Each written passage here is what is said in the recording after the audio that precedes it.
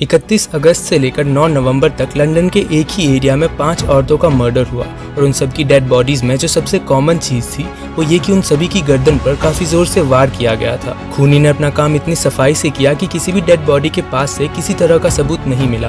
Police को कई लोगों पर शक था, लेकिन उनमें से किसी ने भी उन औरतों का मर्डर नहीं किया था। इसके अलावा खूनी ने पुलिस को कई लेटर्स भेजे जिसमें उसने पुलिस का मजाक उड़ाया। खूनी को पकड़ना पुलिस के लिए ज़रूरी था क्योंकि उन्हें सिर्फ ये केस सॉल्व नहीं करना था, बल्कि उन्हें अपनी रेपुटेशन को भी बचाना था। ये कहानी जो अभी आपने सुनी ये किसी क्राइम थ्रिलर मूवी का प्लॉट नहीं है और ना ही किसी वेल नोन राइटर की नॉवेल। ये सभी इंसिडेंट्स सच हैं जो कि हुए थे लेट 19th सेंचुरी के लंदन में। ये कहानी है जैक द रिपर की, एक सीरियल किलर जिसने लंदन के ईस्ट एंड की गलियों में कुछ ऐसे कत्ल किए जिन्हें सिर्फ याद करने से ही कोई ट्रॉमा में जा सकता है। लेट 19th सेंचुरी में भी लंदन उतना ही खास हुआ करता था जितना कि ये आज है। उस दौर में ब्रिटिश एम्पायर अपने पीक पर था। वे दुनिया की 25% लैंड और पॉपुलेशन को कंट्रोल करते थे और लंदन इसी की राजधानी था। उसे दुनिया की मोस्ट पावरफुल और एडवांस सिटी के तौर पर देखा जाता था। इसे इसकी इकोनॉमिक स्ट्रेंथ, ग्रैंड आर्किटेक्चर और कल्चर की वजह से जाना जाता था। बाहरी लोगों के लिए लंदन पावर, वेल्थ और प्रोग्रेस का सिंबल था, लेकिन ये सिर्फ आधे लंदन की कहानी थी। जहां एक तरफ लंदन हर किसी के लिए सपनों का शहर था, वहीं दूसरी तरफ व्हाइट चैपल और स्पिटलफील्ड्स जैसे एरिया जो कि लंदन के ईस्ट एंड में आते थे, उनकी सच्चाई पूरी तरह से अलग थी। जहां वेस्ट पॉलिटिशियंस, बिजनेसमैन और इंडस्ट्रियलिस्ट के लिए था, तो वहीं ईस्ट उनकी फैक्ट्री में 12 से 16 घंटों तक काम करने वाले वर्कर्स के लिए। ये लंदन के वन ऑफ द मोस्ट इम्पावरिश्ड इलाकों में से एक था। यहाँ के लोग गरीबी, ओवरक्राउडिंग और क्राइम जैसे प्रॉब्लम से जूझ रहे थे। दरअसल लंदन के ईस्ट एंड में कई तरह की फैक्ट्रीज, डॉक्स और वर्क हाउस होने की वजह से हजारों मजदूर काम की तलाश में यहाँ आए। मिड 19th सेंचुरी के ग्रेट फेमाइन के कारण कई आयरिश लोग भी यहाँ आकर बसे। रशियन प्रोग्राम्स की वजह से जूइश लोगों ने भी रायट से बचने के लिए इसी एरिया को चुना, जिसके कारण लंदन का ईस्ट एंड काफी ज्यादा ओवरक्राउडेड हो गया। इस एरिया में कई लॉजिंग हाउस हुआ करते थे जहाँ एक रात गुजारने के लिए रूम्स रेंट पर दिए जाते थे। यहाँ ओवरक्राउडिंग की समस्या इतनी ज्यादा थी कि एक कमरे में 5 से 10 लोगों को साथ में रहना पड़ता, जहाँ ना कोई प्रॉपर टॉयलेट था, ना पीने का साफ पानी मिलता। यहाँ कितने ही लोग हर रोज टाइफॉइड, ट्यूबरकुलोसिस और कोलेरा जैसी बीमारियों से मरते थे। यहाँ के मर्दों के पास कोई स्टेबल जॉब नहीं थी और औरतों को अपना गुजारा चलाने के लिए वेश्यावृत्ति यानी प्रोस्टिट्यूशन का सहारा लेना पड़ता। व्हाइट चैपल के लोग भी इन हालातों को एक्सेप्ट कर चुके थे। उन्हें आदत हो चुकी थी डेली बेसिस पर स्ट्रीट फाइट्स और गैंग रॉबरीज देखने की, और न्यूज़पेपर में हर दिन किसी की मर्डर की खबर मिलना कोई नई बात नहीं थी। लेकिन 1888 के लेट समर में जो होने वाला था उसके लिए व्हाइट चैपल के लोग तैयार नहीं थे। व्हाइट चैपल अब सिर्फ एक और क्राइम का विटनेस नहीं बनने वाला था। यहाँ एक ऐसे कातिल की आमद होने वाली थी जो सिर्फ लोगों की जान नहीं ले रहा था, बल्कि लोगों के जहन में कभी न खत्म होने वाला डर बसा रहा था।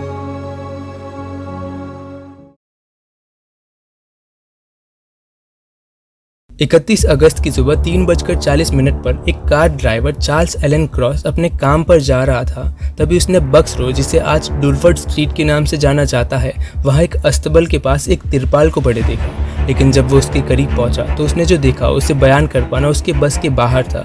ये कोई तिरपाल नहीं था जिसे किसी ने केयरलेसली बाहर छोड़ दिया हो, बल्कि ये एक लाश थी 43 year old Mary Ann Nichols की। उसने देखा कि उस औरत के गले पर 2 बार चाकू से वार किया गया, जिससे उसका गला शरीर से अलग हो गया। उसके पेट को पूरी तरह से चीर दिया गया, जिससे उसके इंटेस्टाइन्स यानी कि आंतें बाहर निकल चुकी थी। पुलिस को बुलाया गया और इन्वेस्टिगेशन से पता चला कि ये कोई रॉबरी का केस नहीं हो सकता, क्योंकि मैरी एन निकोलस काफ़ी ज़्यादा गरीब थी, प्रोस्टिट्यूट का काम करती थी और लॉजिंग हाउस में रेंट पर रहती थी। उसकी मौत के करीब 1 घंटे पहले रात के 2:30 बजे मिसिस एमिली हॉलैंड, जिसके साथ निकोलस 2 दिन पहले एक रूम शेयर कर चुकी थी, उन्होंने उसे व्हाइट चैपल रोड की तरफ जाते देखा। और जब पूछा कि कहाँ जा रही है तो उसने कहा कि आज रात उसके पास रूम रेंट करने के पैसे नहीं है, इसीलिए कहीं से पैसे कमाने जा रही है। इस केस को पुलिस सॉल्व कर पाती उससे पहले ही कातिल अपना अगला स्टेप ले चुका था। 8 सितंबर 1888 की सुबह 6 बजे जॉन डेविस नाम के एक आदमी ने स्पिटलफील्ड्स के 29 हैनबरी स्ट्रीट के बैकयार्ड में एक डेड बॉडी को पड़े देखा। इन्वेस्टिगेशन से पता चला कि ये dead body 47 year old prostitute any Chapman की थी। निकोलस की तरह ही चैपमैन के गले पर भी 2 बार वार किए गए, जिससे उसका सर धड़ से अलग हो गया। उसके पेट को भी चीर दिया गया और उसके मांस और आंतों को कंधे के पास कुछ ऐसे रखा गया जैसे कातिल उसे सजा कर गया हो। चैपमैन की ऑटोप्सी से पता चला कि उसका यूटेरस गायब था। सुबह 5:30 बजे एलिजाबेथ लॉन्ग नाम की एक औरत ने एनी चैपमैन को एक आदमी के साथ बात करते देखा और शायद यही आदमी था जिसने न सिर्फ चैपमैन बल्कि निकोलस की भी हत्या करी। पुलिस के लिए कातिल का मोटिव समझना मुश्किल था क्योंकि इन दोनों विक्टिम्स में से उसने ना किसी को लूटा और ना ही उन्हें मॉलेस्ट करने की कोशिश करी। इन 2 इंसिडेंट्स के बाद व्हाइट चैपल पूरी तरह से सहम चुका था। उनके लिए मर्डर कोई बड़ी बात नहीं थी, लेकिन निकोलस और चैपमैन के केस में कातिल हैवानियत की सारी हदें पार कर चुका था। लेकिन अब व्हाइट चैपल के लोग इन सब चीज़ों से बाहर आने की कोशिश कर रहे थे क्योंकि 2.5 हफ्ते बीत चुके थे और कातिल ने किसी और को अपना शिकार नहीं बनाया था। 27 सितंबर 1888 के दिन सेंट्रल न्यूज़ एजेंसी को एक लेटर मिला जिसे 2 दिन पहले पोस्ट किया गया था। इस लेटर में क्लियरली पुलिस का मजाक उड़ाया गया। इसमें लिखा था, डियर बॉस, मैं रोज़ पढ़ता हूँ कि तुमने मुझे पकड़ लिया। इससे मुझे हंसी आती है। मुझे अपना काम बहुत पसंद है और मैं बहुत जल्दी से शुरू करने वाला हूँ। मैं वेश्याओं को तब तक चीरना बंद नहीं करूँगा जब तक कि मैं संतुष्ट नहीं हो जाता। इस लेटर के अंत में साइन किया गया था, yours truly Jack the Ripper. और यहीं से इस कातिल को अपना इनफेमस नाम मिला। शुरुआत में पुलिस ने इस लेटर को सीरियसली नहीं लिया, लेकिन इसके 2 दिन बाद 30 सितंबर को व्हाइट चैपल ने विटनेस करी अपने इतिहास की सबसे काली रात। रात के करीब 1 बजे बर्नर स्ट्रीट के डटफील्ड यार्ड में एलिजाबेथ स्ट्राइड की लाश मिली। उसकी गर्दन पर सिर्फ एक बार वार किया गया जिससे उसकी गर्दन पर 6 इंच का घाव बना। स्ट्राइड की डेड बॉडी पर कोई और म्यूटिलेशंस नहीं थे, जिसका कारण ये हो सकता है कि रिपर को अटैक के समय किसी ने इंटरप्ट किया होगा। स्ट्राइड को भी उसकी मौत के 1-2 घंटे पहले एक आदमी के साथ देखा गया था। पुलिस को इसकी खबर मिली और जब तक वे कोई एक्शन लेते उससे पहले एक और मर्डर हो चुका था। 1:45 पर सिटी ऑफ लंदन के मीटर स्क्वायर पर 47 ईयर ओल्ड कैथरीन एडॉस की लाश मिली। पहले 3 केसेस की तरह इस बार भी रिपर ने गले पर चाकू से वार किया, उसके पेट को चीर दिया और आंतों को कंधे और हाथ के पास सजा दिया। लेकिन जो सबसे शॉकिंग चीज़ थी वो ये कि कैथरीन के एक कान को काट दिया गया और ये बात क्लियरली मेंशन थी 27 सितंबर के डियर बॉस लेटर में। पुलिस जिसे पहले किसी के द्वारा किया गया मजाक समझ रही थी उसे अब सीरियसली अकाउंट में लेने लगी। लेकिन इसके अलावा पुलिस को एक और सबूत मिला। वुल्स्टन स्ट्रीट के पास कैथरीन के एप्रॉन का एक हिस्सा मिला और उसी के पास दीवार पर चौक से लिखा गया था, जूइश लोगों को किसी भी चीज़ के लिए ब्लेम नहीं किया जाना चाहिए। पुलिस ने इस मैसेज को तुरंत साफ करवाया क्योंकि उन्हें डर था कि एरिया में जूइश लोगों के खिलाफ राइट्स शुरू हो जाएंगे। अगले दिन 1 अक्टूबर को पुलिस को एक और लेटर मिला जिस पर फिर एक बार जैक द रिपर के सिग्नेचर थे और ये लेटर तब मिला जब तक व्हाइट चैपल के लोगों को एलिजाबेथ और कैथरीन की मौत के बारे में पता भी नहीं था। उसने लिखा कि पिछले लेटर में मैं मजाक नहीं कर रहा था, मैंने कहा था कि तुम मेरे काम के बारे में एक बार फिर सुनोगे। उसने 30 सितंबर की रात को डबल इवेंट नाम दिया। उसने कहा कि पहली औरत यानी एलिजाबेथ ने शोर मचाया जिससे वो अपना काम अच्छे से नहीं कर पाए, लेकिन उसने इसका हिसाब कैथरीन से चुका लिया। 16 अक्टूबर को पुलिस को एक और लेटर मिला जिसे नाम दिया गया फ्रॉम हेल। इसे व्हाइट चैपल विजिलेंस कमेटी के चेयरमैन जॉर्ज लस को भेजा गया। इस लेटर के साथ एक ह्यूमन किडनी भी भेजी गई और इसमें लिखा था कि मैंने इसका आधा हिस्सा खाया है और ये काफ़ी अच्छा है।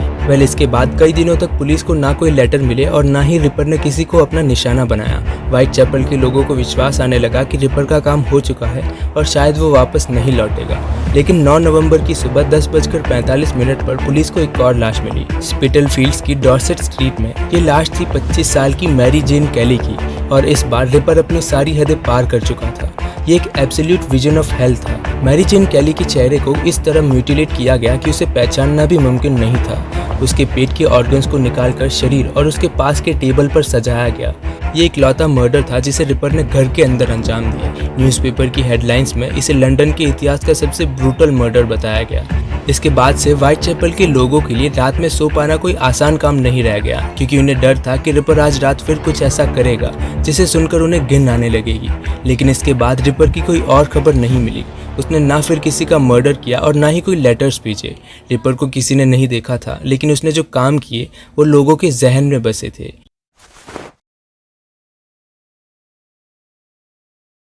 रिपर के द्वारा किए गए मर्डर्स या तो वीकेंड पर थे या पब्लिक हॉलीडेज पर, और हर एक मर्डर की लोकेशन में ज़्यादा दूरी नहीं थी, जिससे ये माना जा सकता है कि यह आदमी इसी लोकेलिटी से था और यहाँ की गलियों को काफ़ी अच्छी तरह से जानता था। शायद एक डॉक्टर हो, क्योंकि जिस तरह उसने विक्टिम्स के ऑर्गन्स निकाले ये कहा जा सकता है कि उसके पास काफ़ी अच्छी सर्जिकल नॉलेज थी।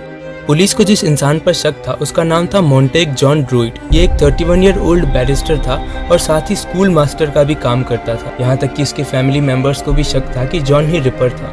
1 सितंबर यानी पहले कैनोनिकल मर्डर के एक दिन बाद जॉन को डॉर्सेट में क्रिकेट खेलते देखा गया और 9 नवंबर यानी आखिरी कैनोनिकल मर्डर के थोड़े दिनों बाद उसने थेम्स रिवर में कूदकर सुसाइड कर लिया और इसी के बाद रिपर ने और कोई मर्डर्स नहीं किए। लेकिन जॉन के रिपर ना होने के भी कई सबूत मौजूद थे। पहला ये कि जॉन व्हाइट चैपल का रहने वाला नहीं था, वह थेम्स के पार कैंट में रहता था और ना ही उसका व्हाइट चैपल में आना जाना था। वो पेशे से बैरिस्टर था यानी उसे सर्जिकल नॉलेज नहीं थी, जिससे पुलिस श्योर नहीं थी कि जॉन ही रिपर हो। पुलिस की नज़रों में दूसरा सस्पेक्ट था एरन कॉस्मिंस्की, जो कि एक 23 ईयर ओल्ड बार्बर था। ये पोलैंड से आया था और जूश कम्युनिटी से बिलोंग करता था। इस पर शक इस वजह से बढ़ जाता है क्योंकि कैथरीन अडॉस की मौत के बाद गुलिस्टन स्ट्रीट पर जो मैसेज लिखा गया वो जूश कम्युनिटी को सपोर्ट करता था।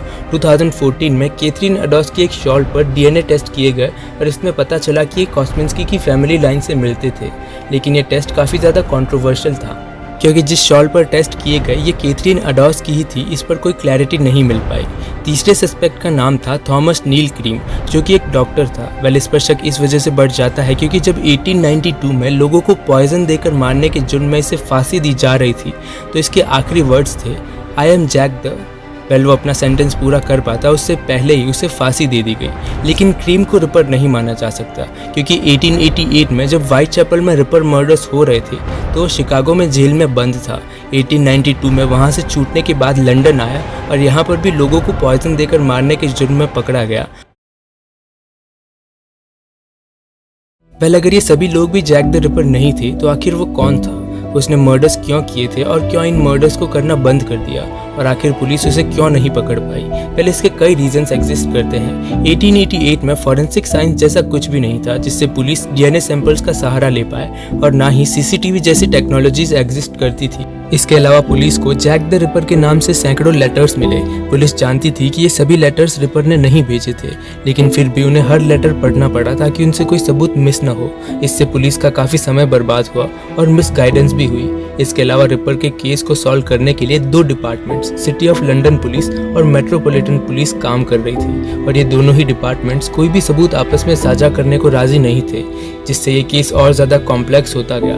रिपर ने लोकेशंस इस तरह सिलेक्ट करी थी ताकि वो इजीली एस्केप कर पाए और ना ही उसने ऐसा कोई सबूत छोड़ा जिससे उसको कोई नुकसान पहुंचे और पुलिस के पास ऐसा कोई आई विटनेस भी नहीं था जिसने रिपर को ध्यान से देखा हो। लेकिन एक और सवाल ये कि आखिर रिपर ने मर्डर्स करना बंद क्यों कर दिया। कई थियरीज ये कहती हैं कि शायद उसने इतने ही मर्डर्स प्लान किए होंगे या फिर उसने पुलिस के द्वारा पकड़े जाने के डर से ये मर्डर्स करना बंद कर दिया होगा और एरिया छोड़ दिया होगा, या फिर पुलिस ने उसे किसी और क्राइम की वजह से अरेस्ट कर लिया होगा। वेल, रिपर के साथ जो भी हुआ हो, लेकिन 137 ईयर्स के बाद भी कोई नहीं जानता कि आखिर जैक द रिपर कौन था। उसका नाम सिर्फ लंदन के ही नहीं बल्कि ह्यूमन हिस्ट्री के one of the most brutal serial killer के तौर पर याद किया जाता है। व्हाइट चैपल की गलियां आज भी जैक द रिपर के डर को पहचानती है। जैक द रिपर सिर्फ एक नाम नहीं बल्कि एक पहेली है जिसे कभी नहीं सुलझाया जा सकता।